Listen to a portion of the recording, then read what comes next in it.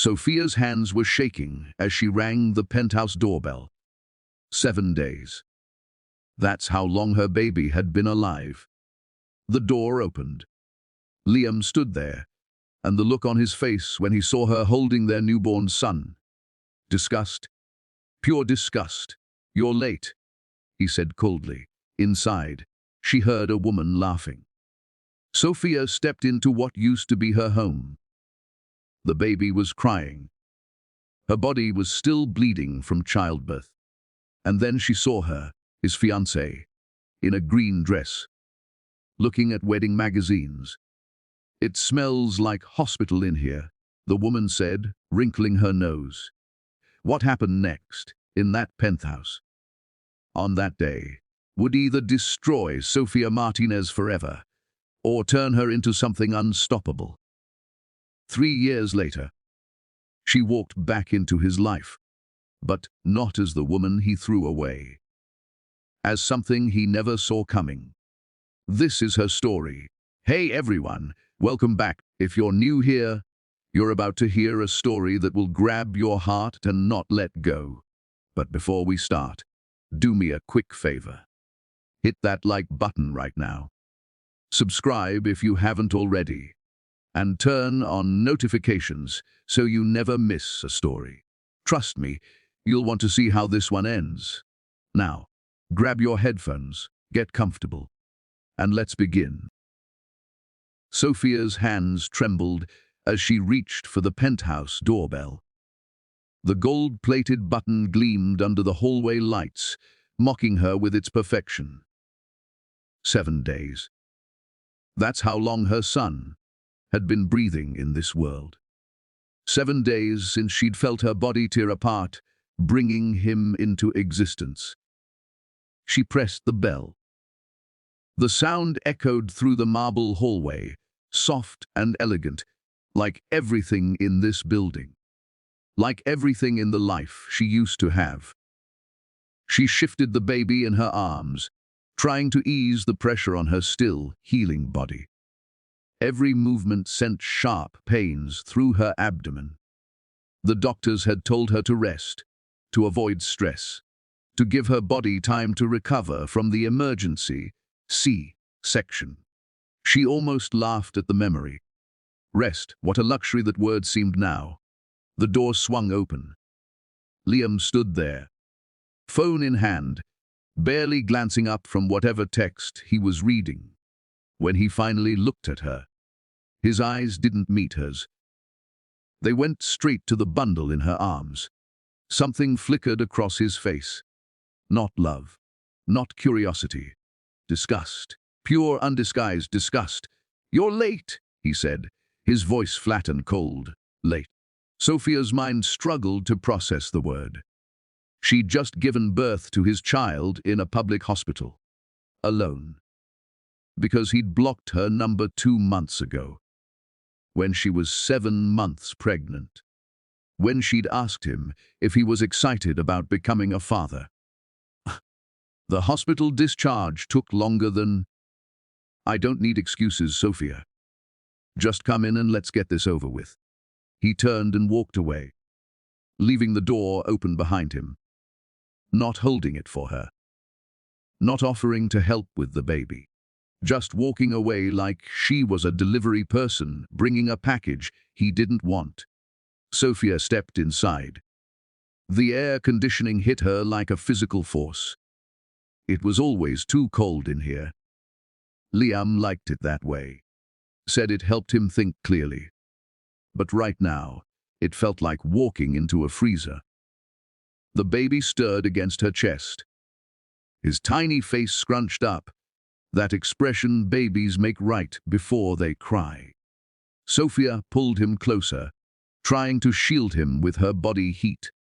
She'd wrapped him in the thin hospital blanket they'd given her. It wasn't enough. Nothing about this moment was enough. She walked down the familiar hallway, past the abstract art that cost more than most people's cars, past the designer furniture that couldn't be sat on because it was investment pieces.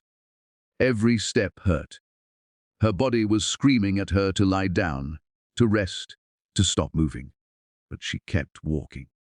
That's when she heard the laugh. High-pitched, cruel, familiar. Sofia entered the living room, and there she was, Isabella Vance, draped across the white leather sofa like a cat that had caught a particularly satisfying mouse. She wore an emerald green dress that probably cost more than Sofia's entire hospital bill. Her blonde hair was perfect. Her makeup was flawless. Her smile was poison. Oh God, Isabella said, wrinkling her nose like she'd smelled something rotten. It smells like hospital in here. Lim, darling, can we speed this up? The interior designer is coming at 4, and I cannot have her seeing this. She waved her manicured hand in Sofia's direction. Not at Sofia, at her. Like she was a piece of furniture that needed to be removed. Sofia's throat tightened. She'd known Isabella would be here. Lean had made that clear in the one email his lawyer had sent her. Ms. Vance will be present during the settlement discussion, as she is Mr. Sterling's fiancé and will be co-owner of all marital assets going forward. But knowing and seeing were different things, Liam. Sofia's voice came out smaller than she wanted. Weaker. Please. I just need 1 week. I can stay in the guest room. I just need time to heal before I find a place to... Before you what? Liam cut her off. He walked to the bar, his movements smooth and casual, like they were discussing the weather. He pulled out a crystal decanter and poured himself scotch. It was barely noon. Before you find another man to trap. Before you figure out your next scheme. The words landed like punches. Sofia felt each one physically. I never trapped you. You said you loved me? You said... I said a lot of things. He took a long drink, not even looking at her. I say a lot of things to a lot of people. Sofia. It's called business. You just took it personally. Sofia's vision blurred. She blinked hard, refusing to let the tears fall. Not here. Not in front of them. This isn't business. This is our child. Your son. Don't you want to at least? Don't you want to hold him? For the first time, Liam actually looked at her. Really looked. His eyes traveled from her face down to the baby. And Sofia saw something there. Something that might have been regret. Or maybe just irritation that she was still talking. That thing isn't my son. His voice was quiet. Deadly quiet. You got pregnant on purpose. Don't think I don't know. You saw a rich man and decided to lock him down. Classic gold digger move. That's not. Liam, you asked me to stop taking birth control. You said you wanted a family. You said... He said a lot of things. Isabella stood up, stretching like a cat. Men say whatever they need to say to keep their toys entertained.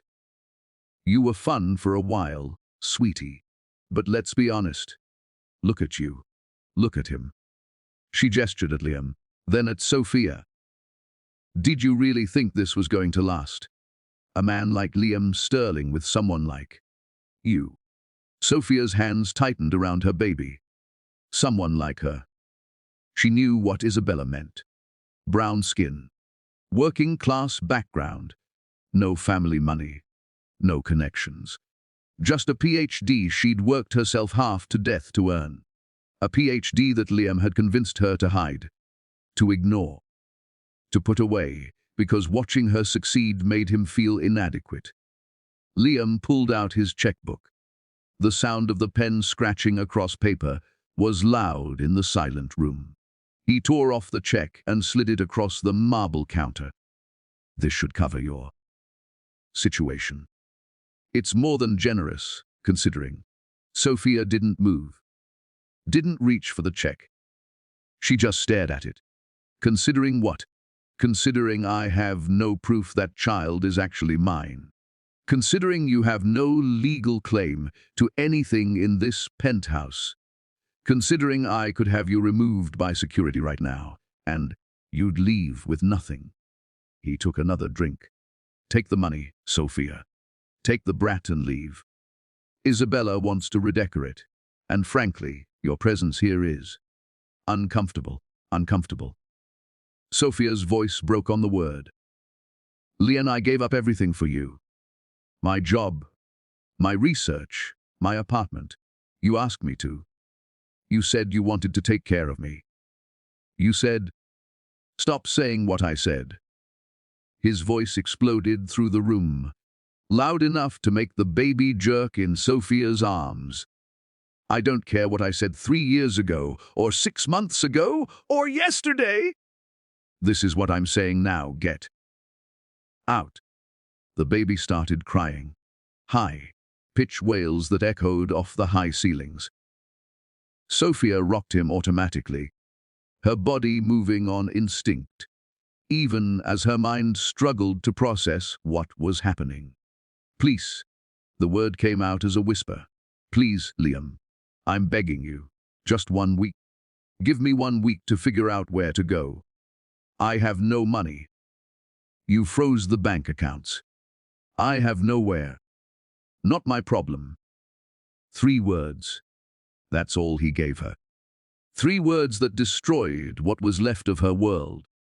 Isabella walked over, wine glass in hand. She was smiling. Actually smiling. Like this was entertaining. "You know what your problem is, Sofia?" Isabella's voice was syrupy sweet. "You confused business with love. Liam needed someone to play housewife for a while. Someone who'd look good on his arm at charity events, but wouldn't overshadow him. Someone simple. You fit the role. But the role is over now." She raised her wine glass, and Sofia saw it happening in slow motion. Saw the red liquid tilting. Saw it arc through the air. The wine splashed across the baby's thin hospital blanket, soaking through to Sofia's chest. The cold liquid made the baby scream louder. Oops. Isabella's smile never wavered. "Clumsy me. Guess you both need a wash anyway. This is a $10 million penthouse, honey. We can't have it smelling like poverty." Sofia looked down at her son, at his red, screaming face, at the wine staining his white blanket. Then she looked up at Liam, waiting, praying, hoping for something, anything.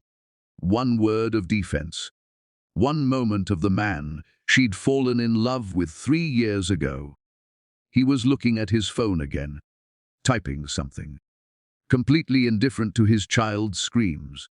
"Security will be up in 5 minutes to escort you out," he said without looking up. "Take the check or don't. Your choice." Sofia reached for the check with shaking hands. Not because she wanted his money, but because she needed to survive. Because her son needed to eat. The number on the check was $10,000. $10,000 for 3 years of her life, for giving up her career, for having his child. "This isn't even enough for first month's rent and deposit," she whispered. "Then I suggest you find somewhere cheaper."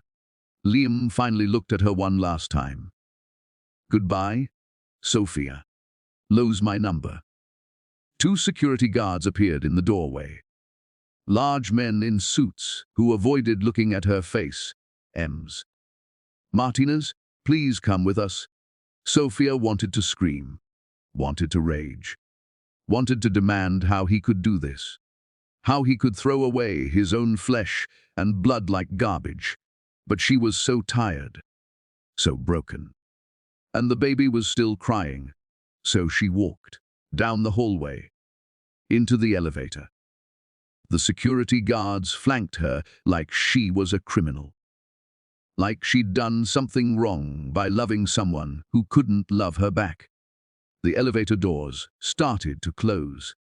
Through the gap, Sofia could see them, Liam and Isabella, already back on the sofa, already looking at wedding brochures like nothing had happened, like she'd never existed. The doors closed completely. Sofia stared at her reflection in the mirrored walls. A woman she didn't recognize stared back, pale, broken, holding a screaming baby with a wine-stained blanket. Then she looked down at her son. His eyes were open now, dark eyes, alert, watching her through his tears, and something inside her shifted. Not heartbreak, not despair. Rage, pure, cold, clarifying rage. This man had taken everything from her. Her dignity, her career, her sense of self-worth. He'd convinced her she was nothing without him. But he'd made one critical mistake. He'd underestimated her. Sofia looked back at her reflection, at the woman who'd let herself become small, who'd hidden her intelligence, who'd believed the lie that love meant sacrifice. That woman was gone. "I'm going to destroy him," she whispered to her son. "Not today, not tomorrow, but someday. He's going to regret this moment more than anything else in his miserable life." The baby stopped crying, like he understood, like he was listening. The elevator reached the lobby. The doors opened. The afternoon Miami sun streamed in through the floor-to-ceiling windows. Sofia stepped out into it, into the heat, into the unknown. Behind her, the life she'd known ended. Ahead of her, something new was beginning. Something that would shake Liam Sterling's world to its foundation. She just didn't know it yet. The 24-hour Greyhound station smelled like stale coffee, cleaning chemicals, and desperation. Sofia sat in the corner, as far from the harsh fluorescent lights as possible, trying to make herself invisible. The plastic chair was uncomfortable, but everything was uncomfortable right now. Her body hadn't stopped hurting since she'd left the hospital. The baby, she'd named him Leo, after her father, who'd died when she was 12, was finally asleep against her chest. She'd managed to change his diaper in the bathroom using supplies from the hospital bag. She had maybe 3 diapers left. After that, she didn't know what she'd do. Her phone buzzed for the dozenth time. She'd been ignoring it, but finally looked. Text after text from an unknown number. Account frozen per Mr. Sterling's request. Contact his attorney for details. Your credit card ending in 4782 has been declined. Your credit card ending in 2956 has been declined. Your debit card has insufficient funds for the attempted transaction. Of course, Liam had frozen everything. The joint account she'd deposited her own salary into before he convinced her to quit her research position at the university.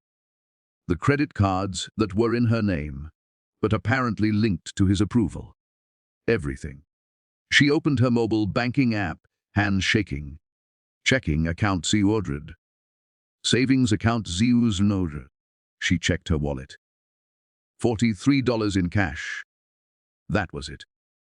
That was all she had in the world. $43 and a 7-day-old baby.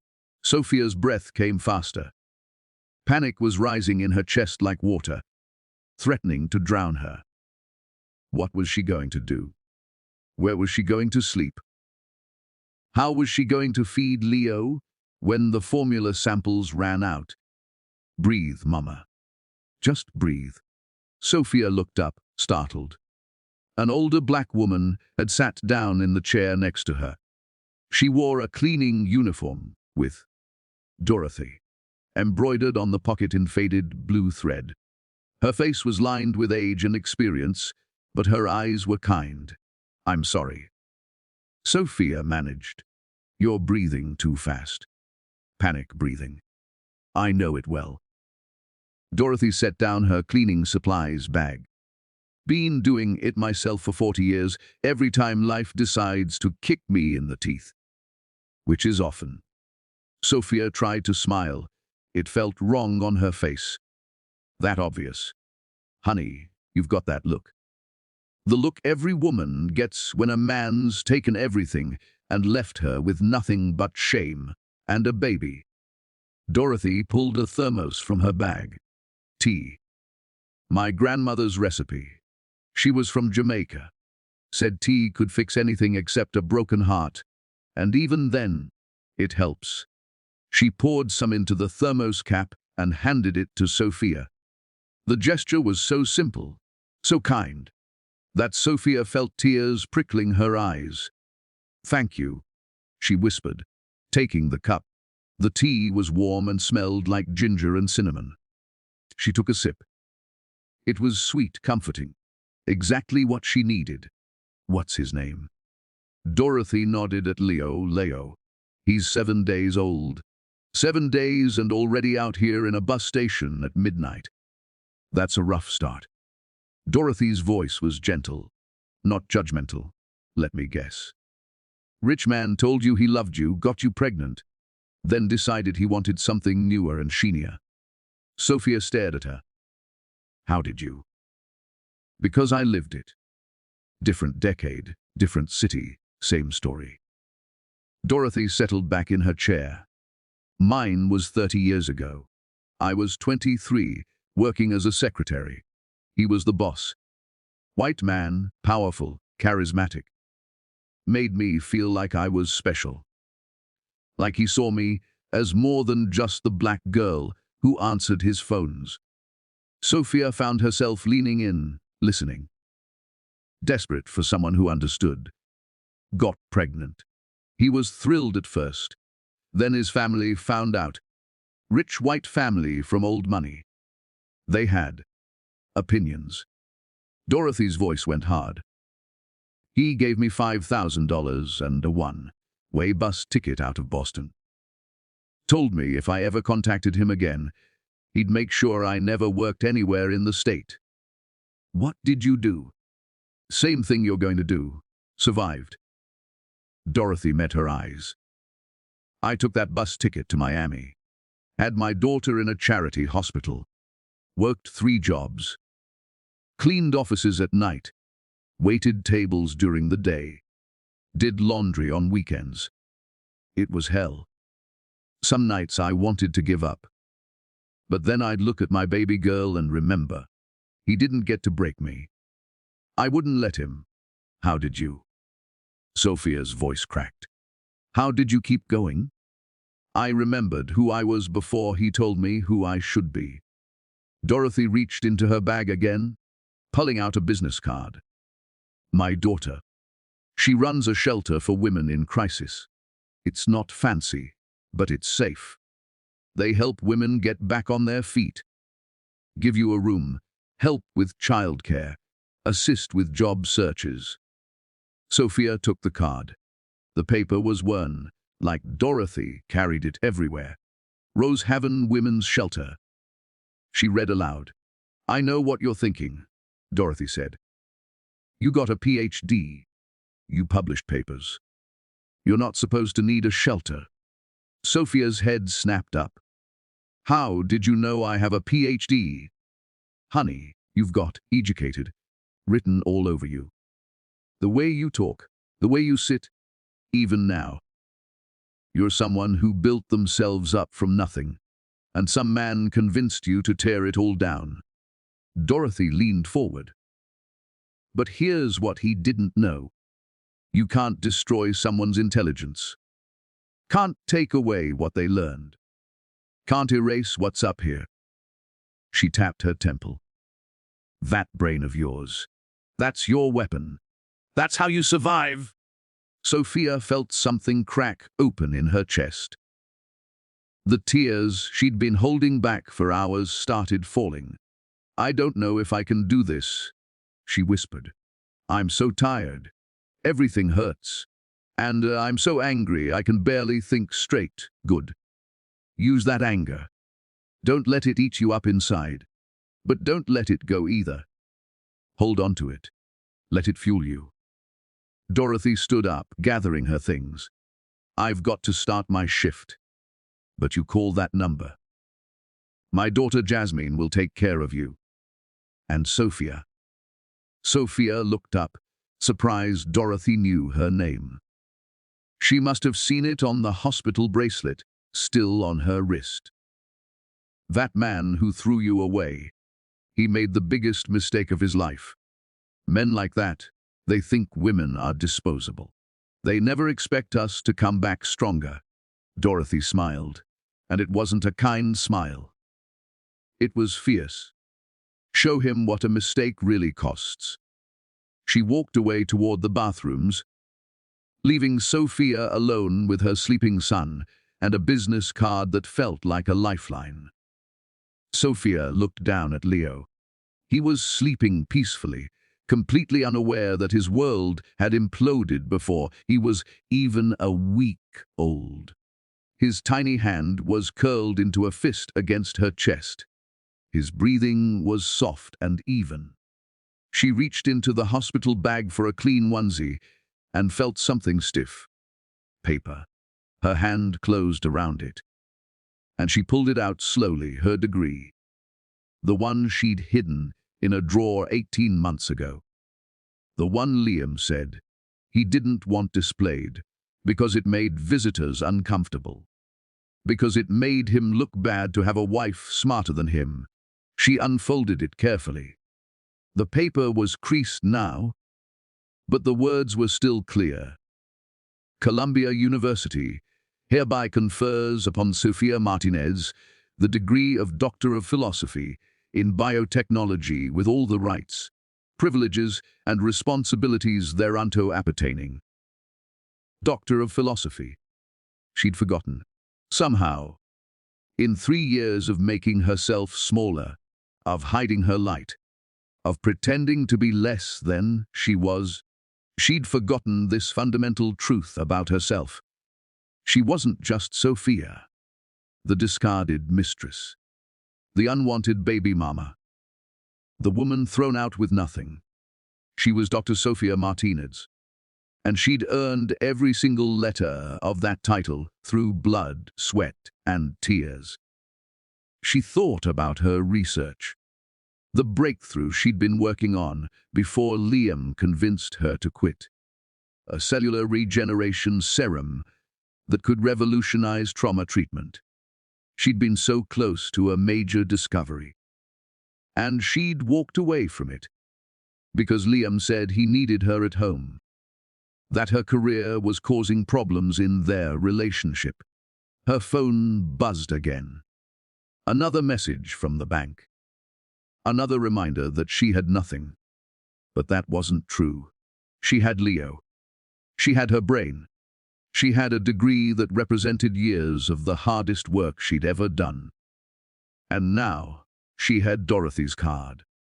Sofia looked at the business card, then at her degree, then at her sleeping son. I'm going to make you a promise, she whispered to Leo. I'm going to make sure you never feel unwanted, never feel like you're not enough. And someday, somehow, I'm going to make sure your father regrets this night more than anything else in his life. Leo stirred but didn't wake. His little hand opened and closed, grabbing onto her finger. Sofia stood up. Every part of her body protested, but she stood anyway. She walked to the payphone, the old-fashioned kind that still took quarters, and dialed the number on Dorothy's card. A woman answered on the third ring, sounding tired but professional. Rose Haven, this is Jasmine speaking. Your mother, Dorothy, gave me this number. She said you might have room for someone who... Sofia's voice broke. Someone who needs help. Are you safe right now? Are you in danger? No.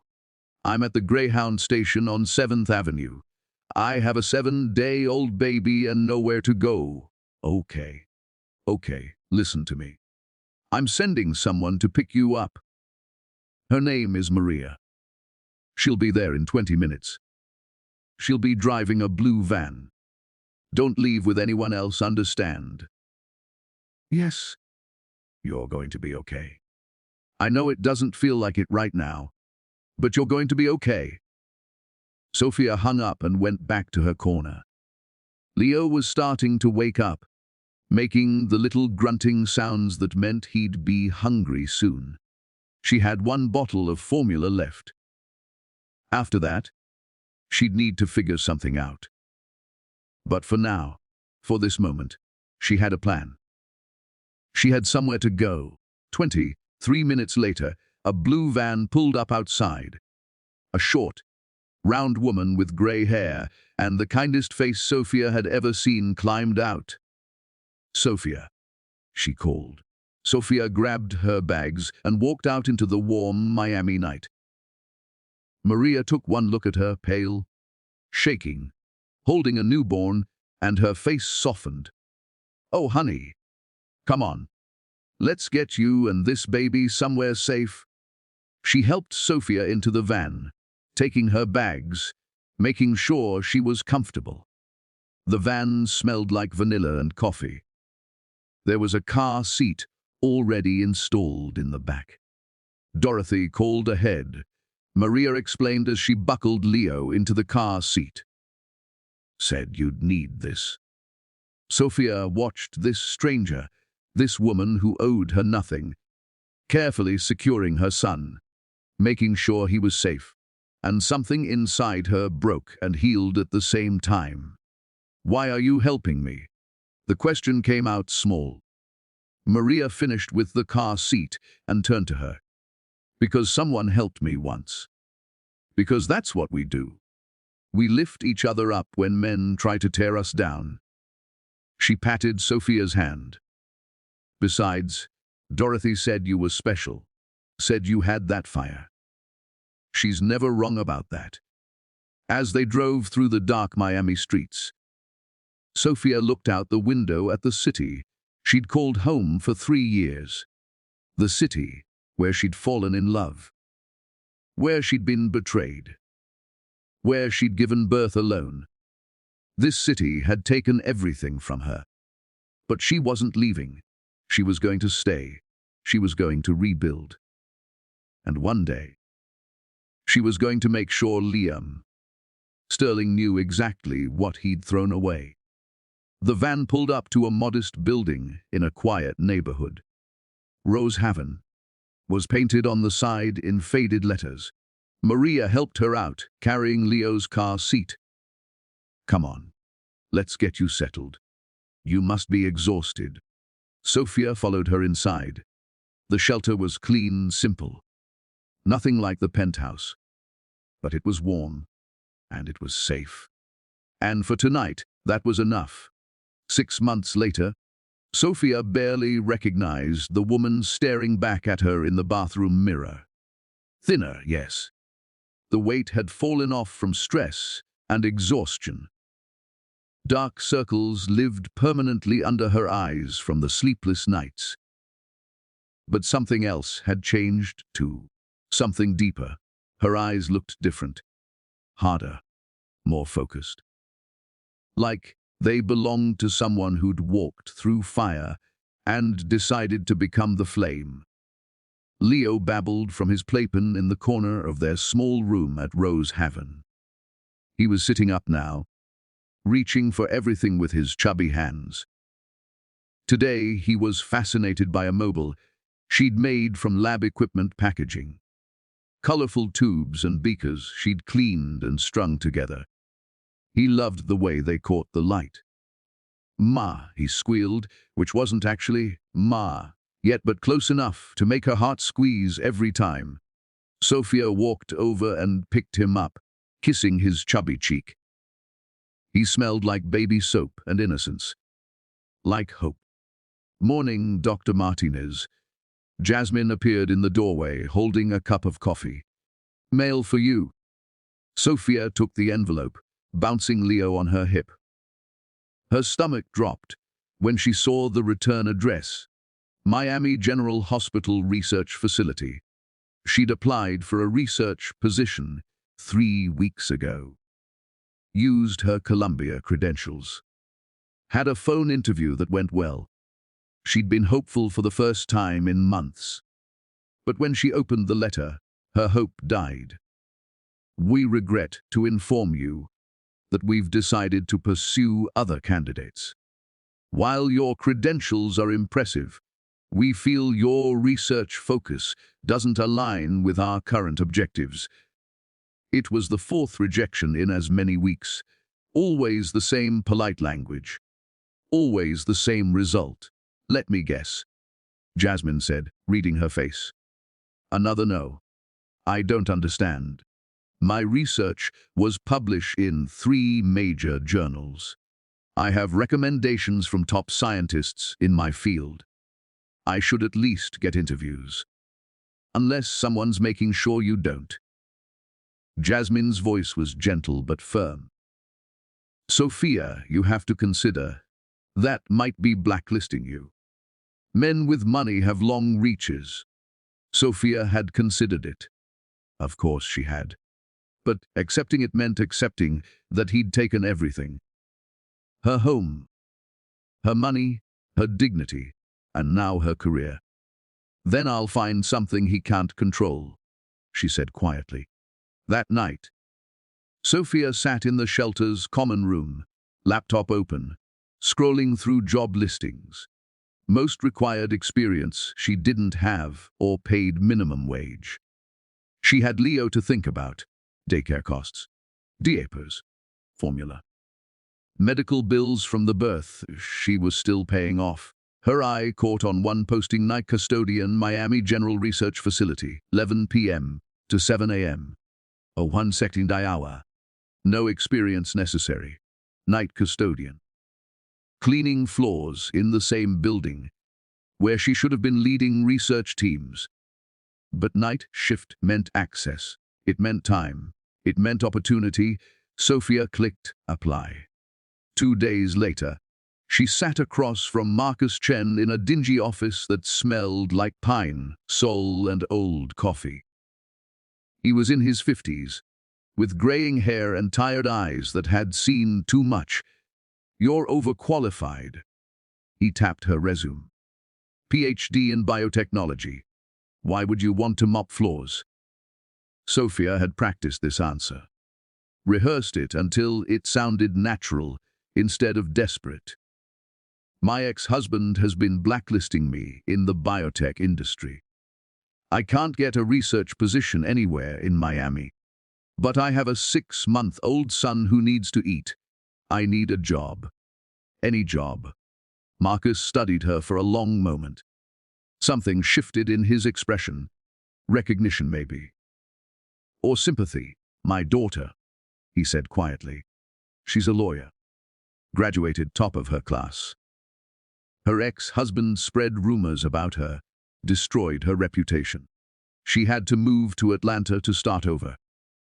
He set down the resume. I don't see nothing, understand. Sofia's heart beat faster. I'm sorry. I don't see what you do on your breaks.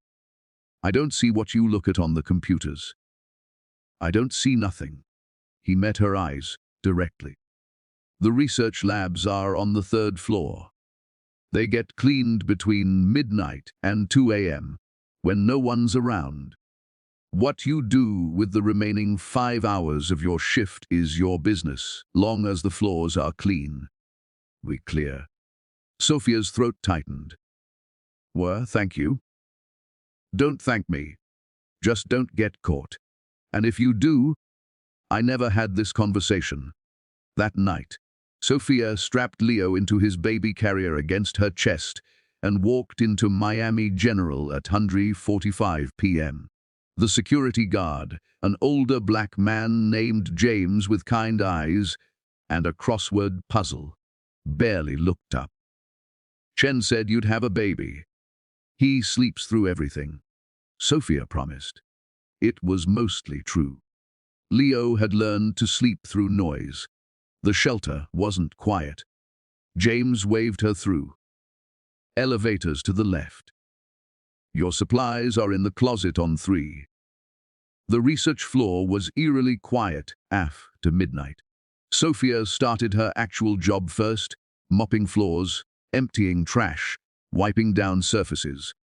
She worked quickly, efficiently, making sure everything was spotless. By 1:30 a.m., she was done. The official cleaning. Then the real work began.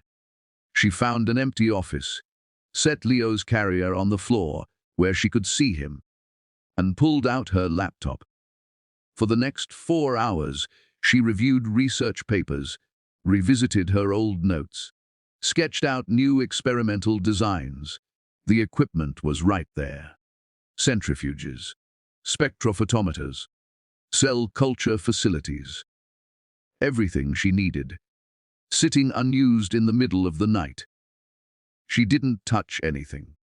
First, she needed to plan, to figure out exactly what she could do with limited resources and borrowed time.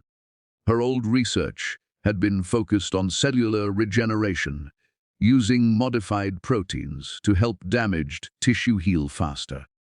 If she could just run a few basic experiments, see if her hypotheses held up. Interesting reading for a janitor. Sofia's head snapped up. A woman stood in the doorway, mid-50s in a tailored suit even at 3 a.m., with grey streaks in her black hair and eyes that missed nothing. Dr. Patricia Okonkwo. Sofia recognized her immediately. She was a legend in biotech, a Nigerian immigrant who'd built a pharmaceutical empire from nothing, who'd overcome discrimination and doubt to become one of the most respected scientists in the country. Dear Okonkwo. Sofia closed her laptop, heart hammering. I'm sorry, I was just reading a paper on protein synthesis patterns in cellular regeneration. I can see the title from here. Patricia walked closer, her heels clicking on the linoleum. That's graduate-level material. Advanced graduate-level material. Sofia's mind raced. She was going to be fired. Maybe worse. I should get back to? Don't. Patricia held up a hand. I've been watching you for 3 nights now. Watching you clean with textbook precision, then settle in to read scientific papers while your baby sleeps. I got curious. She pulled out her phone, tapped a few times, then showed Sofia the screen. It was Sofia's doctoral thesis, published, cited in 17 other papers, Dr. Sofia Martinez, Columbia University. Your work on regenerative protein sequences was groundbreaking. You disappeared 3 years ago. I assumed you went into private research. Patricia's eyes narrowed. But here you are, mopping floors in the middle of the night. Why? Sofia looked at Leo, sleeping peacefully in his carrier. She could lie, make up some story. But something about Patricia's directness made her want to tell the truth. My ex-husband is Liam Sterling. He convinced me to give up my career. Then he kicked me out when I was 7 days postpartum. Now he's made sure I can't get hired anywhere in my field. Sofia's voice was steady. Calm. So I clean floors. But I haven't stopped being a scientist. Patricia was quiet for a long moment. Sterling, the tech CEO. Yes. I've met him. Pompous. Mediocre. Trading on his father's name and his Harvard connections. She looked at Leo. That's his son. Yes? And he threw you both out? With $10,000 and a freezing penthouse full of wine stains. Patricia's jaw tightened. Come with me. She walked out of the office. Sofia hesitated, then grabbed Leo's carrier and followed. Patricia led her down the hall to one of the research labs. She unlocked it with a key card and held the door open. Show me what you're working on. I don't have access to. You do now. Patricia gestured to the equipment. Show me. Explain your hypothesis. Prove to me you're as brilliant as your thesis suggests. For the next 2 hours, Sofia explained her research. She sketched out molecular structures on a whiteboard, pulled up data on the computer, described experiments she'd been designing in her head for months. Patricia asked questions. Hard questions. Brilliant questions. The kind that pushed Sofia to think deeper, consider angles she hadn't seen. When Sofia finally finished, her hands were shaking from adrenaline. Leo was starting to wake up, making soft noises. Patricia stood at the whiteboard, staring at Sofia's diagrams. This is extraordinary. If you're right, if this protein sequence works the way you think, you're looking at a treatment that could revolutionize trauma care, burn victims, accident survivors, surgical recovery. Billions of dollars in medical applications. I know. But I can't prove it without lab access, funding, time. What if you had all three? Patricia turned to face her. I'm starting a private research firm. Small, independent, focused on breakthrough therapies. I need a partner. Someone brilliant. Someone hungry. Someone who has something to prove. Sofia's breath caught. A partner. 20% equity. You develop your serum, we patent it together, and we build something that matters. Patricia pulled out a business card. But I need to know you're serious, that you're willing to work harder than you've ever worked in your life, that you want this more than you want revenge on the man who threw you away. Sofia looked at the card, then at Leo, now fully awake and looking at her with those dark, trusting eyes. Then back at Patricia. I want both, she said honestly. I want to build something extraordinary. And I want Liam Sterling to know, someday, exactly what he. Patricia smiled. It was fierce. Knowing. Good. Because 30 years ago, I was where you are. A white man stole my research, got rich while I had nothing. I swore if I ever got the chance, I'd make sure that never happened to another woman like us. She extended her hand. So, Dr. Martinez, are we partners? Sofia took her hand, shaking it firmly. We're partners. Good. Now go home. Get some sleep. Tomorrow we start changing your life. As Sofia left the building, Leo on her chest, the sun was starting to rise over Miami. The same city that had watched her fall was about to watch her rise. And Liam Sterling had no idea what was coming. 2 years. That's how long it took for everything to change completely. Sofia stood in the glass-walled office on the 23rd floor, watching the sunrise paint Biscayne Bay in shades of gold and pink. Behind her, she could hear Patricia on a video call with investors in Singapore, her voice crisp and professional as she discussed their latest clinical trial results. Their company, SV Industries, named after their initials, occupied this entire floor now. 32 employees, 3 major patents, millions in venture capital funding. And at the center of it all was Sofia's serum, her breakthrough, her revenge served cold and precise, disguised as pharmaceutical innovation. They're calling it a miracle drug, Patricia said, ending her call. The FDA is fast tracking approval. If the final trials go well, we're looking at market release in 8 months. Sofia barely heard her. She was watching Leo in the corner office they'd converted into a playroom.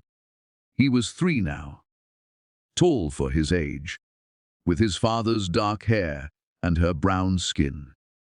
He was building an elaborate tower with blocks, narrating an entire story to himself about knights and dragons.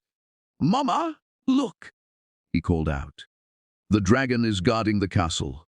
That's wonderful, baby. Sofia called back, smiling despite the weight in her chest.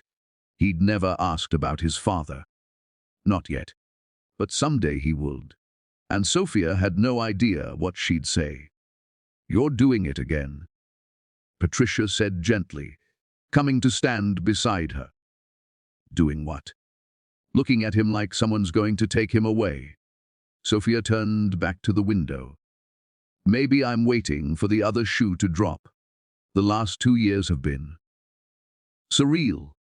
Surreal because you worked yourself half to death. Because you refused to give up. Because you're brilliant. Patricia's tone softened. Have you thought more about what I said? About the Innovation Summit? There it was. The question Sofia had been avoiding for 3 weeks. The Sterling Enterprises Innovation Summit. The biggest tech and business conference in Florida. 3 days of presentations, networking, and deal-making. Every major investor would be there. Every journalist. Every person who mattered in the industry. And Liam would be there. As the host. He'll see me? Sofia said quietly. Exactly. And so will everyone else. Sofia, you've spent 2 years building something extraordinary. It's time people know your name. Your real name. Not the woman Liam Sterling threw away, but Dr. Sofia Martinez, CEO of SV Industries. It feels like I'm doing this for revenge. Are you? Patricia challenged. Or are you doing this because you've earned the right to stand in that room as an equal? To show your son that his mother is someone who fights back. Who doesn't stay broken? Sofia's phone buzzed. A news alert. Sterling Enterprises faces major debt crisis.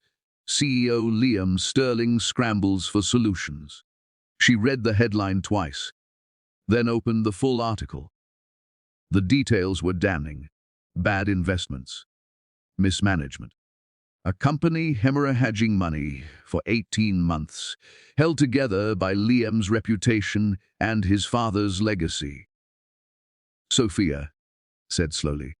Patricia pulled up her tablet, sliding it across the desk.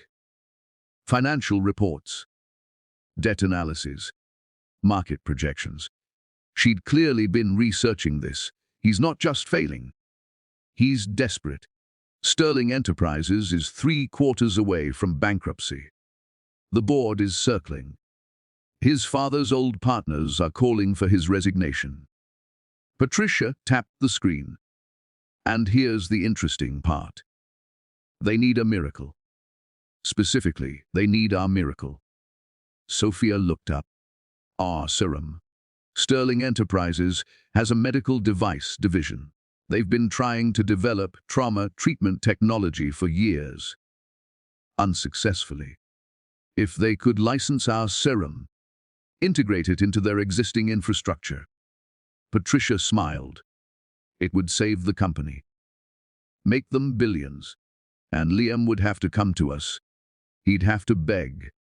The irony was almost too perfect. Too cruel? When is the summit? Sofia asked. 3 weeks.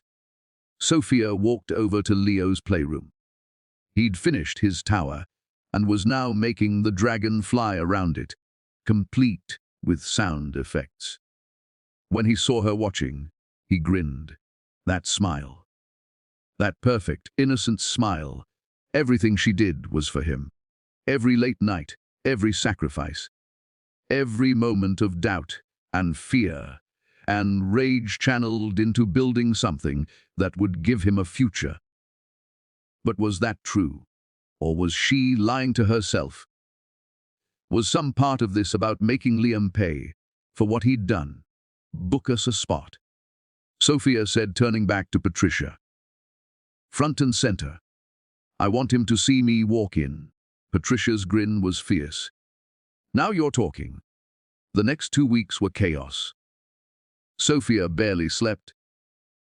Perfecting their presentation, coordinating with their legal team, making sure every single detail was airtight. They were going to offer Sterling Enterprises an exclusive license to their serum. For a price. A very specific price. Patricia hired a stylist, someone who dressed Fortune 500 CEOs, who understood power dressing and how to make an entrance. The woman looked Sofia up and down on their first meeting. You're beautiful. Great bone structure. But you dress like someone who doesn't want to be seen. Sofia looked down at her simple black dress. Professional. Forgettable. That's kind of the point. Not anymore. The stylist pulled out a rack of clothes. You're about to walk into a room full of people who dismissed you, underestimated you, or never knew you existed. We're going to make sure they can't look away. She held up a charcoal power suit, perfectly tailored, devastatingly elegant. The kind of thing that cost more than Sofia's old monthly rent. Try this. Sofia put it on.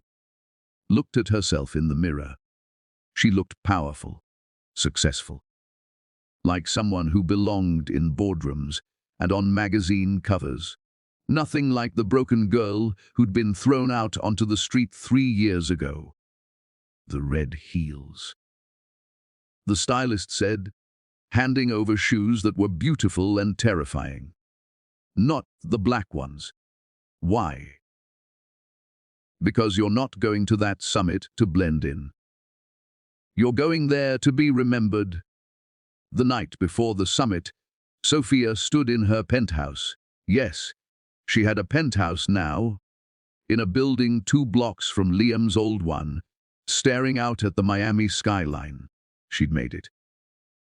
Against every odd. Despite every obstacle. She'd clawed her way back from nothing and built something remarkable. So why did she still feel hollow? A knock on the door. Patricia entered, holding 2 glasses of wine. Real wine. The expensive kind that Isabella used to spill on babies. Last chance to back out. Patricia said, handing her a glass. Sofia took it but didn't drink. Tell me I'm not doing this for revenge. Are you? I don't know anymore. Sofia's voice was barely a whisper. Sometimes I imagine his face when he sees me. And I feel. Nothing like he's just a stranger. Other times I feel everything all at once. Rage, hurt, betrayal. It all comes back like it happened yesterday. Patricia set down her glass and took Sofia's hands in hers. Listen to me. You are not doing this for revenge. You're doing this because you refused to stay broken. Because you built something beautiful out of ashes. Because you're giving that little boy a future. She squeezed gently. If Liam Sterling happens to be in the room when you claim your victory, that's just poetry. Sofia finally smiled. You're good at this. Patricia headed for the door, then paused. Oh, and Sofia. Wear the red heels tomorrow. Trust me. After Patricia left, Sofia walked to Leo's room. He was asleep. One arm wrapped around his stuffed lion. The one Maria from the shelter had given him when he was 6 months old. He still slept with it every night. She brushed his hair back from his forehead. This perfect little human who'd saved her life just by existing. Who'd given her a reason to keep fighting when everything else fell apart. Tomorrow, Mommy's going to show you what happens when you refuse to give up, she whispered. Watch me, baby. Watch what I become. Leo stirred but didn't wake. Sofia kissed his forehead, breathing in his little boy's smell of soap and innocence. Then she went to her office and worked until dawn. Because Sofia Martinez didn't leave things to chance. and she was done being underestimated. The Miami Convention Center glittered like a diamond in the morning sun. Sofia arrived in a black SUV, part of a convoy that Patricia had insisted on. "Image matters," she'd said, "especially when you're about to own the room." Sofia stepped out of the car. The red heels clicked against the marble steps. Her charcoal suit fit perfectly. Her hair was pulled back in a sleek bun. She wore minimal jewelry, just the pearl earrings her father had given her mother, the ones Sofia had kept hidden for 3 years. Heads turned as she walked in. Not everyone recognized her, but they recognized power when they saw it. Confidence, success. The lobby was packed with Florida's business elite. Tech CEOs, venture capitalists, politicians, everyone who was anyone. And then she saw him. Liam stood near the main stage, talking to a group of investors. He looked diminished, thinner than she remembered. His expensive suit hung slightly wrong, like he'd lost weight quickly. There were shadows under his eyes. His smile was forced. And clinging to his arm like a life raft was Isabella. Still beautiful, still perfectly dressed. But there was something desperate in the way she held onto him. Sofia felt Patricia's hand on her lower back. A gentle reminder, breathe. Dr. Martinez, a young journalist, approached, microphone ready. "You're the CEO of SV Industries, correct? There are rumors you're here to make a major announcement."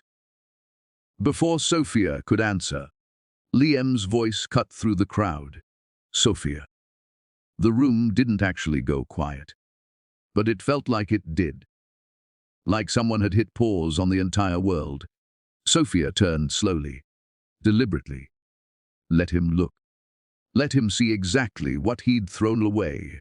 Liam's face went through several emotions in rapid succession. Shock, confusion, disbelief.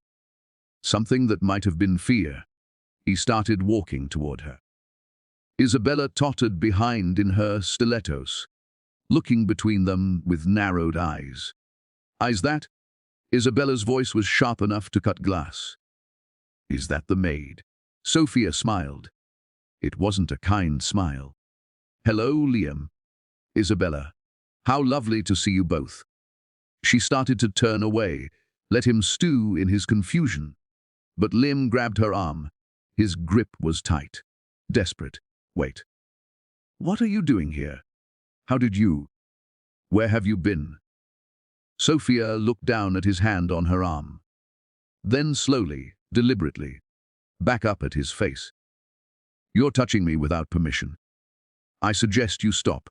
Her voice was ice. Absolute zero. Liam dropped her arm like it had burned him. "We need to talk," he said urgently. "Please, Sofia, it's important. Can we?" "I'm sure it is." Sofia adjusted her sleeve where he'd grabbed her, brushing away his touch like it contaminated her. "Unfortunately, I have a panel to prepare for. Excuse me." "Sofia, wait, But she was already walking away. Patricia fell into step beside her, and together they disappeared into the crowd. Behind them, Liam stood frozen. Isabella was saying something to him, but he wasn't listening. He was staring after Sofia like she was a ghost, like she'd come back from the dead to haunt him. That felt good, didn't it? Patricia murmured as they walked. "Terrifying, actually." Same thing. The main conference hall was packed, every seat filled. Sofia stood backstage, watching the crowd through a gap in the curtains. Liam was in the front row. He looked sick. "Good. 5 minutes, Dr. Martinez," the stage manager said. Patricia squeezed her shoulder. "You've got this. Go show them who you are." The lights dimmed. The moderator walked on stage, a well-known tech journalist named David Chen. Ladies and gentlemen, it's my honor to introduce a true innovator in the field of biotechnology. CEO of SV Industries, the mind behind the revolutionary cellular regeneration serum that's been making headlines worldwide. Dr. Sofia Martinez. The applause was polite, professional. They didn't know yet. They had no idea what was coming. Sofia walked onto the stage. The lights were bright enough to hide most of the audience, but she could feel Liam's presence, could feel him staring. She took her place behind the podium, smiled, waited for silence. "Thank you for having me," she began. Her voice was steady, stronger than she felt. 3 years ago, I was nobody. I had nothing. I was told I was worthless, that I'd never amount to anything, that my ideas were just dreams. She clicked to the first slide. It showed the molecular structure of her serum in glowing detail. "I'm here today to tell you that the people who tried to break me were wrong. Dead wrong. And I'm here to offer Sterling Enterprises something they desperately need." Murmurs rippled through the crowd. Sofia let them talk. Let them wonder a lifeline. She clicked to the next slide. Financial projections, patent valuations, numbers that made people sit up straighter in their seats. SV Industries has developed a cellular regeneration therapy that will revolutionize trauma treatment, burns, surgical recovery, accident victims. We're talking about healing times reduced by 70%. Quality of life improved exponentially. Lives saved. The murmurs got louder, more excited. We're prepared to license this technology exclusively to one company. The bidding starts at $500 million. The room exploded in whispers. Phones came out. People started calculating. Sofia waited. Let the chaos build. Then she looked directly at Liam. "But before we begin, I think it's important for everyone to understand why I built this company, why I refused to quit when I had every reason to give up." She clicked to the next slide. Security footage. 3 years old, grainy but crystal clear, the penthouse. Sofia holding a newborn. Isabella spilling wine on the baby's blanket. Liam handing over a check with a look of pure disgust on his face. Sofia being escorted out by security guards. The room went completely silent. You could have heard a pin drop. "That's me," Sofia said quietly, 3 years ago. "That's the night the father of my child kicked us out with nowhere to go. No money, no support. Just a check for $10,000 and instructions to lose his number." She clicked again. Photos appeared on the screen. The bus station. The shelter. Sofia mopping floors with Leo strapped to her back. "That's me working night shifts as a janitor while my infant son slept against my chest. That's me rebuilding from nothing. That's me refusing to accept his version of who I was." Her voice grew stronger, sharper. "And this?" She clicked to the final slide. A legal document. "This is the purchase agreement for 70% of Sterling Enterprises' outstanding debt. Finalized this morning." The room erupted. Gasps. Shouted questions. Camera flashes exploding like lightning. "Which means, Mr. Sterling?" Sofia's eyes locked on Liam. He'd gone white, completely bloodless. "I don't just own your company's future. I own your past, your present, and every decision you'll make from this moment forward." Liam stood up, swaying slightly. "That's not. I can. I did." Sofia's smile was ice and fury. "Security footage doesn't lie, Liam. Neither do financial records. You've been embezzling from your own company for 2 years to fund Isabella's lifestyle. The SEC received a very detailed anonymous tip this morning. I'm sure they'll be in touch. Isabella tried to run, actually bolted for the exit. 2 men in suits, federal agents, from their badges, stopped her at the door. The room exploded into chaos. Journalists shouting questions, investors on their phones, security trying to restore order, and in the center of it all stood Sofia. Calm, untouchable, finally getting what she'd worked for. Liam collapsed back into his seat. His mouth was moving, but no sound came out. He looked like a man watching his entire world end in real time. Because he was. Patricia appeared at Sofia's elbow. "The car's ready whenever you are." Sofia nodded. But before she left, she walked down from the stage. Slowly, deliberately. She walked right up to where Liam sat, broken and speechless. She leaned close enough that only he could hear. "You taught me something valuable, Liam. You taught me that the only thing worth believing in is yourself. That the only person who decides your worth is you." She straightened up. "So thank you. For the lesson. For showing me exactly what not to be. For giving me the motivation to become this." His eyes were wet. Tears actually forming. "Sofia, please. I'm sorry. Save it. I didn't do this for your apologies. I did this because you needed to learn what consequences feel like. What it's like when someone takes everything from you."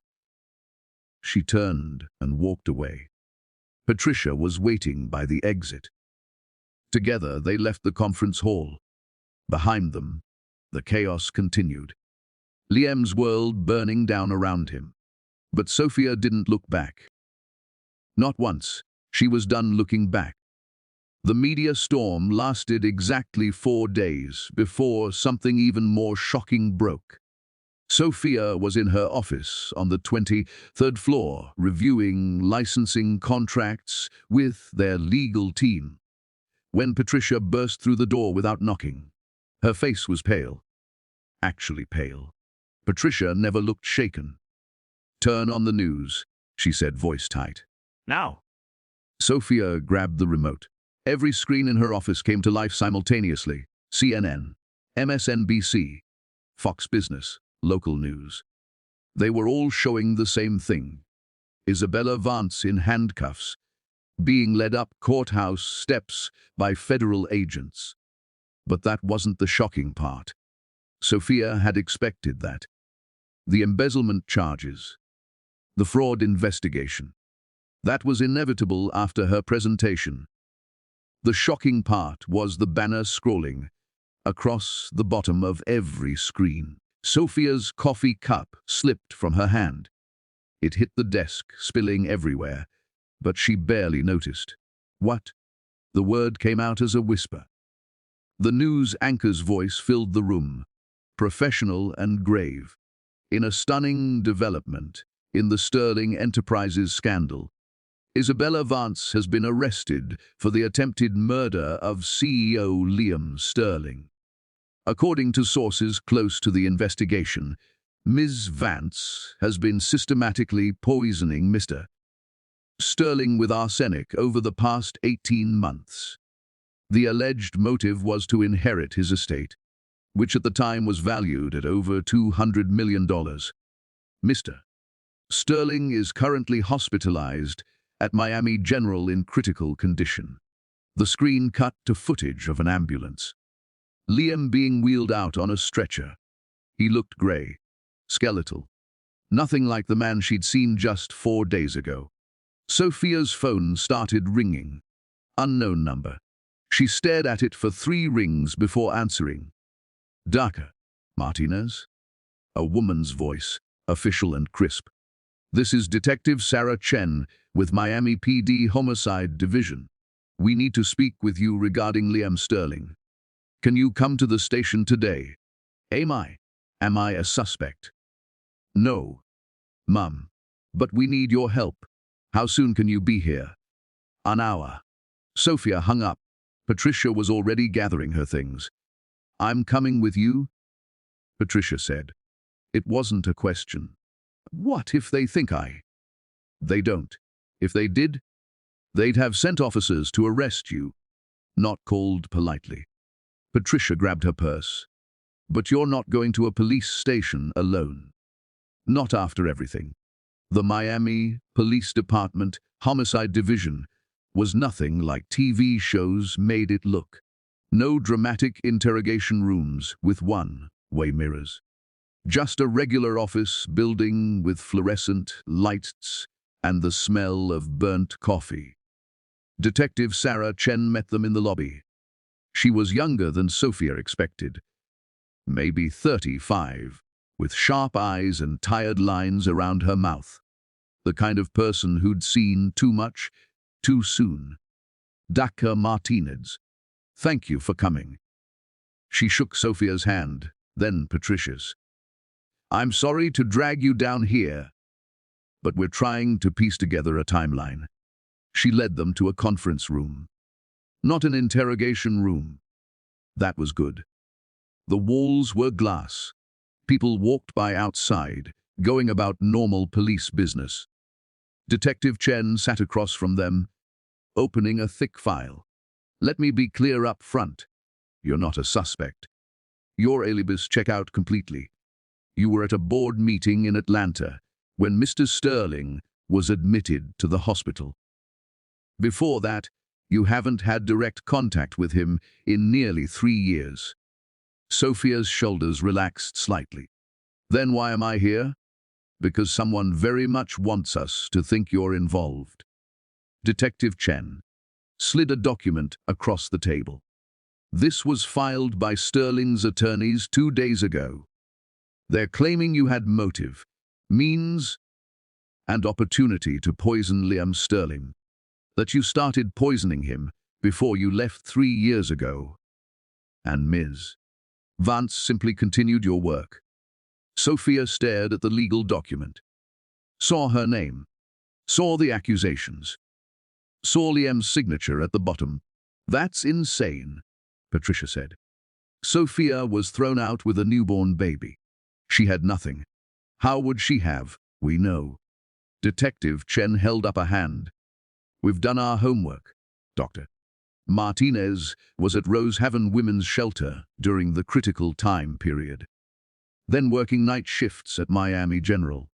Multiple witnesses, time cards, security footage. She couldn't have done it. Then why the accusations? Sofia asked. Because someone's trying very hard to shift blame away from Isabella Vance. The detective pulled out another file.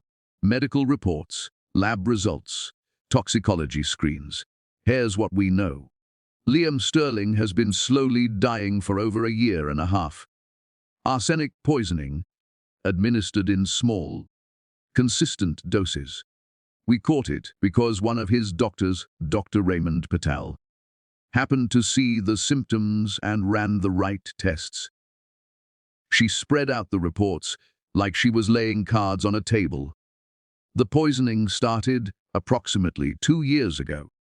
Small amounts at first, gradually increasing. It's why Sterling started looking sick, losing weight, making bad business decisions. The arsenic was literally destroying his brain function, along with his organs. Sofia felt sick, actually nauseous. And they think I did this? His lawyers are claiming you had access to his food and drinks before you left. That you could have started the process as revenge for being rejected. That's ridiculous, Patricia said. Sofia left when her son was 7 days old. This poisoning started 2 years ago. The timeline doesn't match. Exactly. Detective Chen leaned forward. Which brings us to Ms. Vance. She moved in with Sterling about 18 months ago. We have evidence she was purchasing arsenic online. We have her fingerprints on bottles. found in Sterling's penthouse. But here's where it gets interesting. She pulled out her transcript. Pages of text messages. Ms. Vance is talking. She lawyered up immediately, but she's talking. And she claims someone else approached her with the plan. Offered to pay her to finish what they'd started. To make sure Sterling died. And to frame you for it. The room seemed to tilt. Sofia gripped the edge of the table. Who? She managed. She won't say. Not yet. Her lawyer's trying to work out a plea deal. Detective Chen's eyes were sympathetic. But Dr. Martinez, there's something else you need to know. Something the media doesn't have yet. She pulled out another medical report. This one was current. Dated yesterday. Liam Sterling is dying. The arsenic damaged his liver, kidneys, and heart too severely. He's in organ failure. Without a very specific treatment protocol, something that doesn't currently exist, he has maybe 3 months. Probably less. Sofia's hands started shaking. She put them in her lap where no one could see. Why are you telling me this? Detective Chen looked uncomfortable.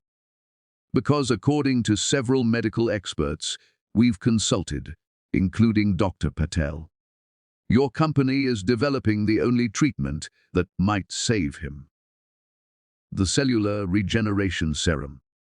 It's still in clinical trials, but multiple doctors have said it could potentially reverse the organ damage. Maybe. If it works the way the early data suggests. The irony was too perfect. Too cruel. Too much like something out of a nightmare. And you want me to save his life? Sofia said flatly. I want you to make whatever choice you can live with. Detective Chen's voice softened. For what it's worth, I read the police report from 3 years ago. The one you filed when Sterling kicked you out. It was buried. Probably because Sterling has friends in the department. Someone marked it unfounded and shelved it. But I found it. I read your statement. I saw the hospital records from your C-section. I know what he did to you and your son. She stood up, gathering her files. So I'm not here to tell you what to do. I'm just giving you the facts. The man who destroyed your life is dying. You might be the only person who can save him. And someone, we don't know who yet, set all of this in motion, hoping you'd be blamed for his death. She handed Sofia a card. If you think of anything, or if you want to know more, call me. Otherwise, this conversation stays between us. Sofia sat in the police station lot for 20 minutes, staring at the dashboard. Patricia was on the phone, talking to their lawyers, making sure everything was documented, making sure Sofia was protected. But Sofia wasn't listening. She was thinking about Liam, about the man she'd loved, the man who destroyed her, the man who was dying. What are you going to do? Patricia asked, hanging up her phone. I don't know. You don't owe him anything, Sofia. Not one damn thing. I know. He threw you away like garbage. He let that woman pour wine on your newborn son. He tried to destroy your career. I know, Patricia. I know all of it. Sofia's voice was quiet. But if I let him die when I could save him, what does that make me? Human. It makes you human, does it? Sofia looked at her. Or does it make me just like him? Someone who decides who deserves to live and who doesn't based on how much they hurt us? Patricia was quiet for a long moment. Then she sighed. Where do you want to go? Miami, General. I need to see him. Sofia. I need to see him, Patricia. I need to look at him and figure out what I'm going to do. Because right now, I have no idea. The ICU was sterile, quiet. The kind of quiet that felt like death was already in the room, just waiting. A nurse directed Sofia to room 347. She stood outside the door for a full 5 minutes, hand on the handle, unable to make herself open it. What was she supposed to feel? Satisfaction? Vindication? Because she felt neither of those things. She just felt hollow. She opened the door. Liam looked terrible. The confident, cruel man from the summit was gone. In his place was someone fragile. Someone small. Tubes and wires everywhere. Machines beeping steadily. His skin was grey against the white sheets. His cheekbones were sharp, his eyes sunken. He was dying. Anyone could see it. He was awake. His eyes tracked to her as she entered. For a moment, neither of them spoke. Sofia. His voice was barely there. A whisper. You came. I don't know why, she admitted. She stayed by the door, as far from him as possible while still being in the room, to watch me die. I haven't decided yet.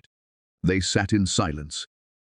The machines beeped, counted down, marked time in mechanical heartbeats.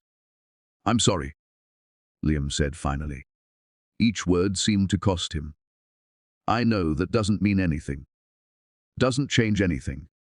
Doesn't fix anything I broke. But I'm sorry. For all of it. Why? The question burst out of her. 3 years of pain in one word. Why did you do it? Was I really that terrible? Was our baby really that worthless to you? Was I that easy to throw away? None. He closed his eyes. A tear slid down his cheek. You were perfect. That was the problem. You were smarter than me, kinder than me, better than me in every single way that mattered. And I hated it. God help me, Sofia. I hated feeling small next to you. So you made me smaller. Yes. His voice broke completely. I destroyed the best thing in my life because I was too much of a coward to be better.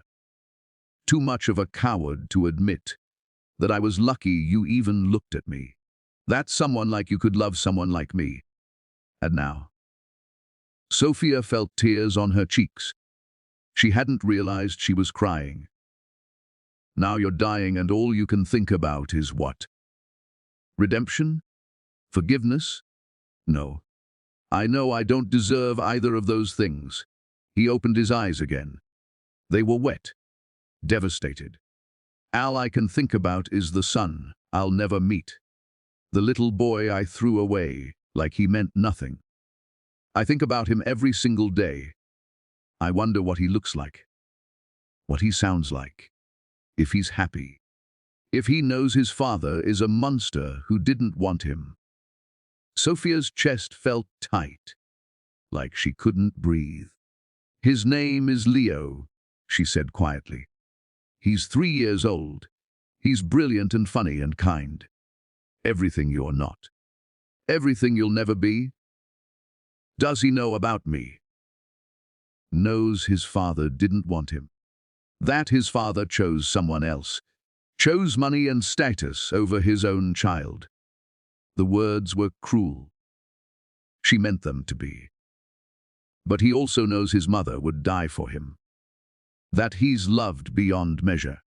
That he's worth everything. I wish, Liam's voice cracked. I wish I could tell him I'm sorry. That it was never about him. That I was the broken one. Not him. Never him. He was perfect and I was too damaged to see it. Sofia stepped closer to the bed. Just one step. The detective says I could save you. That my serum might work. Might reverse the damage. Don't. Liam's voice was suddenly firm. Strong, despite everything. Don't save me because you feel obligated. Don't save me because you think Leo needs a father. I don't deserve to be saved, Sofia. I don't deserve anything except this. Dying alone, knowing I destroyed everything good in my life. You don't get to decide what you deserve anymore. Sofia interrupted. Her voice was cold, sharp. That's not how this works. You don't get to play the martyr. You don't get to be the victim in this story. She pulled out her phone, made a call. Patricia answered on the first ring. I need you to call Dr. Morrison at the FDA. Tell him to prepare the serum for compassionate use authorization. Emergency protocol. Sofia, are you absolutely sure about this? But do it anyway. She hung up and looked at Liam. Really looked at him. Saw the man who'd destroyed her. Saw the man who was dying. Saw the father who'd thrown away his son. I'm not doing this for you, she said clearly. And I'm not doing this because I forgive you, because I don't. I will never forgive what you did to us. But I'm doing this because Leo deserves the chance to know his father. Even if that father is you, even if you're broken and damaged and cruel. He deserves the choice. Liam was openly crying now. Thank you, God. Sofia, thank you. I can't. Don't thank me yet. Sofia turned toward the door, then paused. Because when you recover, and you will recover, you're going to work for it. You're going to earn your way back. Not into my life. That door is closed forever. But into his life. You're going to prove every single day that you can be better than the man who threw us away. How? Tell me how and I'll do it. You'll start by working for me. Entry-level position. Minimum wage. You'll learn what it's like to build something from nothing. What it's like to struggle. To fight for every dollar. To feel worthless and small and broken. Her smile was ice. Think you can handle that? Yes. Anything. I'll do anything for a chance to know him. To be his father. Good.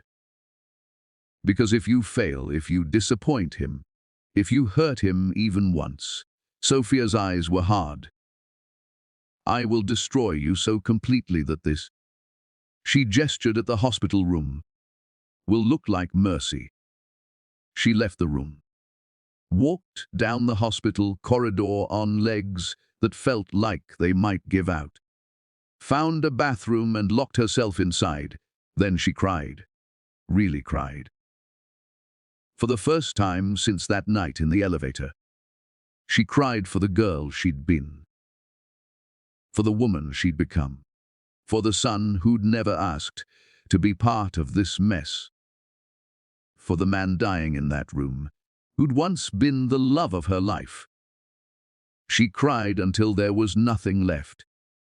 Then she washed her face, fixed her makeup, and walked out. Patricia was waiting in the hallway. The serum will be here in 2 hours. Dr. Morrison himself is flying down to administer it. Good. Sofia, did you make the right choice?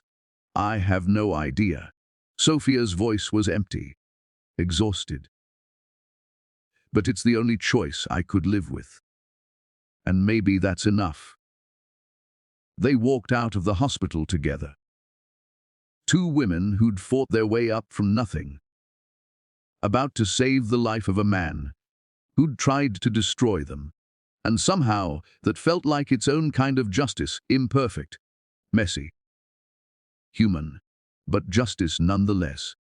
6 months later, Sofia sat on a bench in Bayfront Park, watching Leo run around with the kind of limitless energy only 3-year-olds possess. The Miami sun was warm on her shoulders.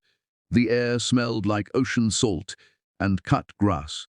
Tourists were taking selfies by the bay. Joggers ran past. The world was doing what the world does, continuing, indifferent to personal dramas. For the first time in 3 years, Sofia felt something close to peace. Not happiness exactly, That still felt too big, too risky. But peace. The quiet kind that comes from knowing you survived. That you made it through the fire and came out the other side. Sofia Martinez. She turned. Liam stood a few feet away, hands in his pockets, looking uncertain. He looked healthier now. The serum had worked, better than anyone expected. The grey was gone from his skin. He'd gained back the weight. His eyes were clear, but he looked different in ways that had nothing to do with health. Smaller somehow, humbler. He wore jeans and a plain t-shirt, not the designer suits she remembered. His hair was longer, less perfectly styled. He looked like someone who'd stopped trying to impress people. "You're early," Sofia said, checking her watch. They'd agreed on 2 p.m. It was only 15:45. I didn't want to miss any time with him. Liam's eyes tracked to Leo, who was building an elaborate sandcastle, narrating an entire fantasy story to himself about dragons and knights. Is that him?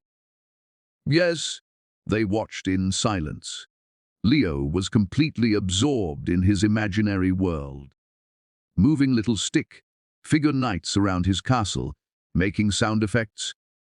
"He's beautiful," Liam whispered. His voice was thick. "He looks like you, I know. Patricia says it's cosmically unfair that he got your looks and my brains." Sofia smiled slightly. She's kidding. Mostly. Liam sat down on the bench, careful to leave distance between them, respectful of her space in a way the old Liam never would have been. "How's the trial going?" he asked quietly. Isabella's trial. It had been all over the news for months. She's looking at 25 years minimum. Turns out the person who hired her to finish poisoning you was her father. Sofia shook her head. He wanted your company. Figured if you died, Isabella would inherit, and he could take control. Greed makes people do terrible things. I would know. Liam's voice was barely audible. I'm an expert in letting greed destroy everything good. They sat in uncomfortable silence. A seagull landed nearby, eyeing Leo's sandwich. How's the job search going? Sofia asked. This was part of their arrangement. Liam had completed his 6-month entry-level position at SV Industries, working in the mail room, sorting packages, learning what it felt like to be invisible. Now he was looking for work elsewhere, trying to build a life without his name opening doors. I got an offer. Teaching business ethics at Miami-Dade College. Adjunct professor position. Pays $42,000 a year. Sofia raised her eyebrows. You're going to teach ethics? I know.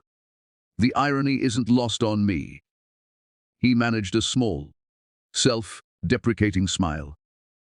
But someone once told me I needed to earn my way back. To prove I could be better. I figure teaching others not to make my mistakes is a start. Maybe I can save some kids from becoming what I was. Before Sofia could respond, Leo ran over, breathless and covered in sand. His little face was flushed with excitement. Mummy, look. I made a castle with 3 towers and a moat, and the dragon lives in the tower, and the knights have to. He stopped mid-sentence, noticing Liam for the first time. His expression changed, became uncertain, cautious. Who's that? He asked, stepping closer to Sofia. Sofia's heart clenched. They'd practiced this moment, prepared for it, played different scenarios, but nothing made it easy. Nothing made it hurt less. She put her arm around Leo, pulling him close. Leo, this is Liam. He's your father. Leo stared at Liam with those dark, serious eyes. Too serious for a 3 4-year-old. Eyes that had seen his mother cry too many nights. That had absorbed more than any child should have to. Then he turned to Sofia, the one who didn't want me. Sofia's throat closed. Leo. But Lam held up a hand. His eyes were wet, but his voice was steady. Yes, he said, looking directly at his son. I'm the one who didn't want you. And that makes me the stupidest, most broken person who ever lived. Because you're the most amazing thing I've ever seen. And I missed 3 years of knowing you. 3 years I can never get back. Leo processed this with the intense, focused children have when adults are being honest with them. Mummy says you're trying to be better. I am. Every day. It's hard and I mess up a lot, but I'm trying. Lem's voice cracked slightly. But Leo, I need you to know something really important. Are you listening? Leo nodded. You didn't do anything wrong. You are perfect. I was the broken one. Not you. Never you. Do you understand? Are you still broken? Little bit. But I'm working on fixing it. And if you let me, I'd like to try to be your dad. A real dad. Not the one who wasn't there, but the one who shows up. Who tries. Who loves you even though he doesn't deserve to. Leo thought about this for a long moment. Sofia could see his little mind working, processing, deciding. Then he held out his hand, small, trusting. Offering something infinitely precious. Do you want to see my castle? Liam looked at Sofia. She saw the question in his eyes. Is this okay? She nodded. I would love to see your castle, Liam said, taking the small hand in his larger one. His voice was shaking. Will you tell me about the dragons?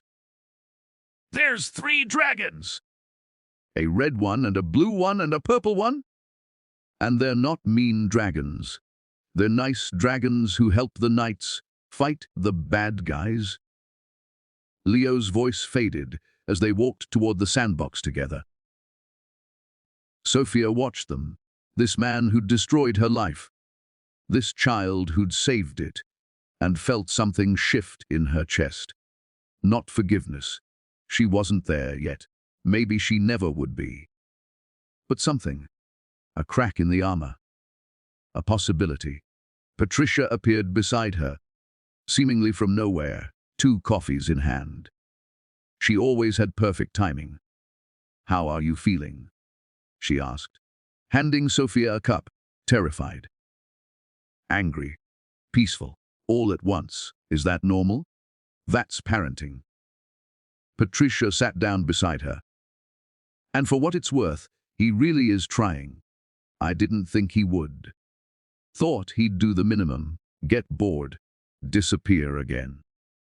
But he's been in therapy 3 times a week, working with a counselor on what he calls his ego problems, reading books on child development. He's genuine. Sofia. I know. Sofia sipped her coffee, watching Liam crouch down to Leo's level, examining the sandcastle with appropriate seriousness. But trying doesn't erase what he did. Doesn't heal the wound. But maybe it builds something new. Something that wasn't possible before. Patricia squeezed her shoulder. You did good. You took the worst thing that ever happened to you and turned it into strength. That's not revenge. That's alchemy. Sofia smiled despite herself. You sound like a fortune cookie. I sound like someone who's proud of you. They sat in comfortable silence, watching as Leo showed Liam every detail of his imaginary kingdom. Liam listened like it was the most important conversation of his life. Because maybe it was. After a while, Leo came running back, dragging Liam by the hand. Mummy, can Liam come for ice cream with us? Please. He said he's never had ice cream from the truck. Sofia looked at her son, at his hopeful face, at the pure, uncomplicated joy of a child who still believed in second chances.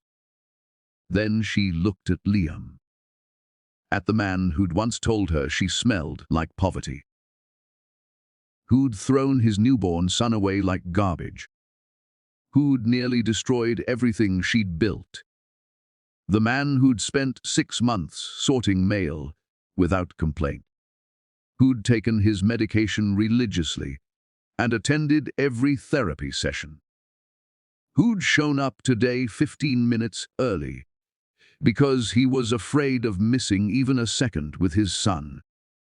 "Ice cream sounds good," she said finally. "But Leo gets to pick the flavors." "I always pick chocolate," Leo announced proudly. "Chocolate is the best!" "Then chocolate it is," Liam said. And the smile on his face was so genuine, so full of wonder at this simple moment, that Sofia felt her heart crack just a little, not breaking, opening. They walked to the ice cream truck together. Not a family, not exactly.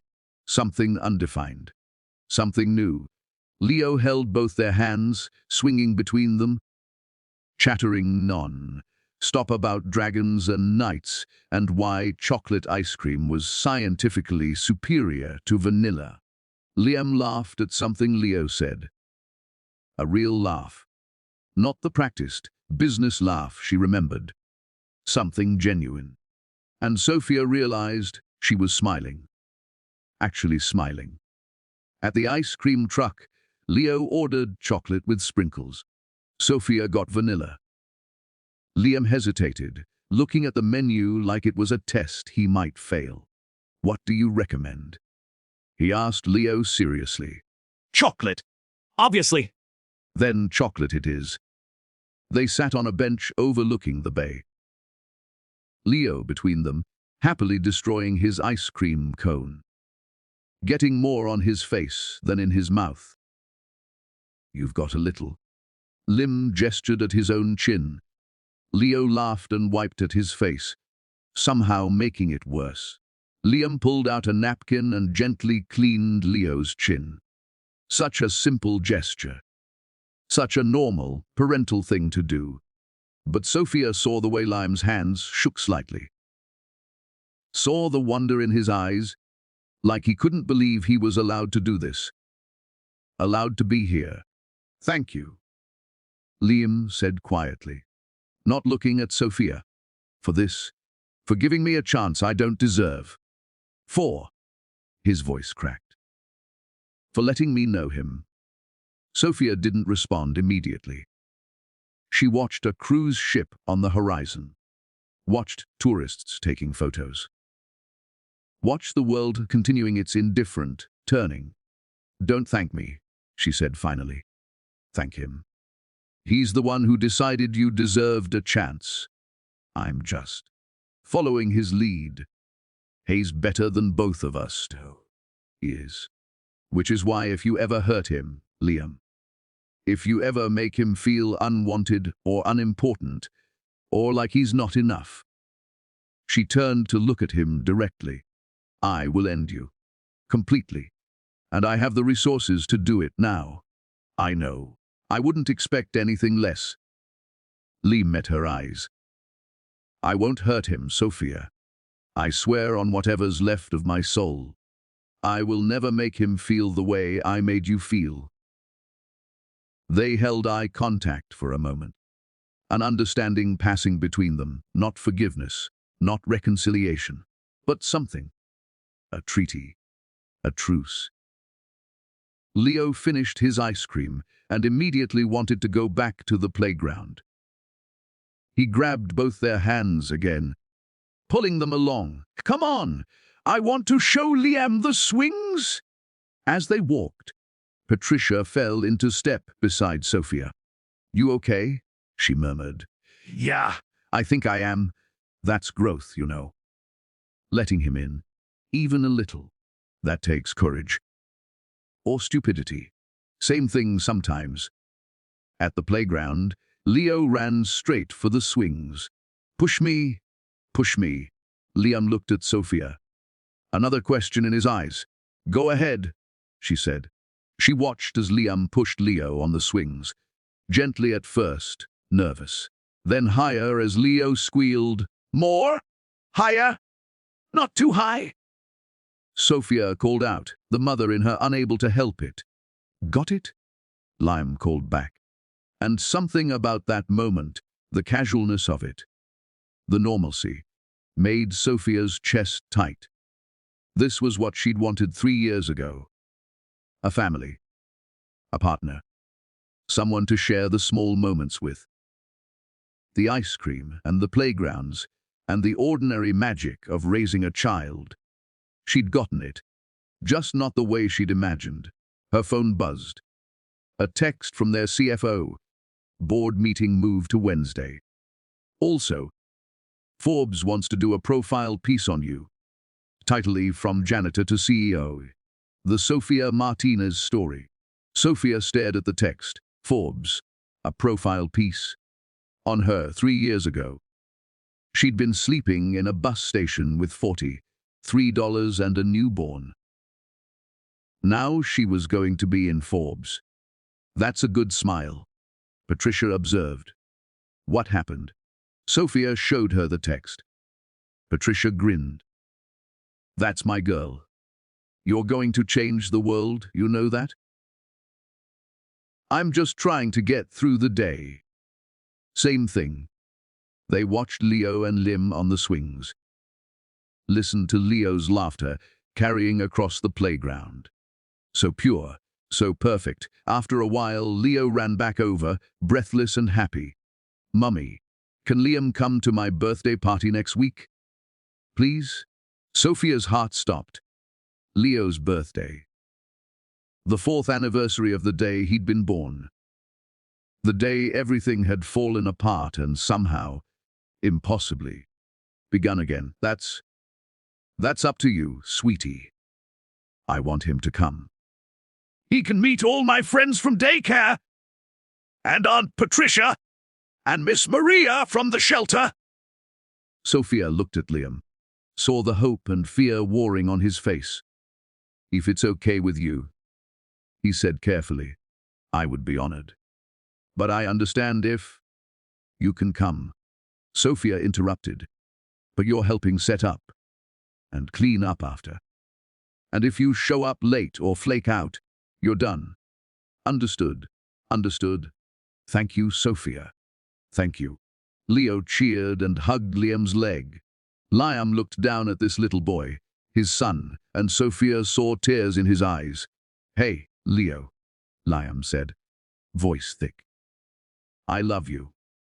I know I don't have the right to say it yet, but I do. I love you so much. Leo looked up at him, considering, then said, with the brutal honesty of children, I don't love you yet, but maybe I will, if you keep being nice. Liam laughed through his tears. That's fair. I'll keep being nice. I promise. Later that evening, after Liam had left and Leo was in bed, Sofia stood on her balcony, looking out at the Miami skyline. Patricia joined her, 2 glasses of wine in hand. You did good today, Patricia said, letting him in, even a little. That was brave. Was it? Or was it stupid? Can't it be both? Patricia smiled. Look, I'm not going to tell you to forgive him. That's not my place. And honestly, I don't know if I could. But I will say this. You're giving your son something you never had. A father who's trying, who's present, who's working to be better. That's a gift. What if he fails? What if he hurts Leo? Then you'll destroy him like you promised. But what if he doesn't fail? What if he actually becomes the father Leo deserves? Patricia clinked her glass against Sofia's. You survived the worst thing that could happen to you. You built an empire from nothing. You saved the life of the man who tried to destroy you. I think you can handle whatever comes next." Sofia sipped her wine, thinking about everything that had happened. Everything she'd lost. Everything she'd built. "You know what's funny?" she said. 3 years ago, when I was in that elevator, holding Leo, watching those doors close, I swore I'd make Liam regret what he'd done. I'd make him pay. And you did. No. I did something better. Sofia smiled. I made myself into someone who didn't need revenge. Someone who built something so beautiful, so important, that what he did became irrelevant. He took everything from me. But I took that emptiness and filled it with something he could never touch. And that's better than any revenge. Patricia raised her glass. To Sofia Martinez, who taught us all what real strength looks like. They clinked glasses and drank to the future. To second chances.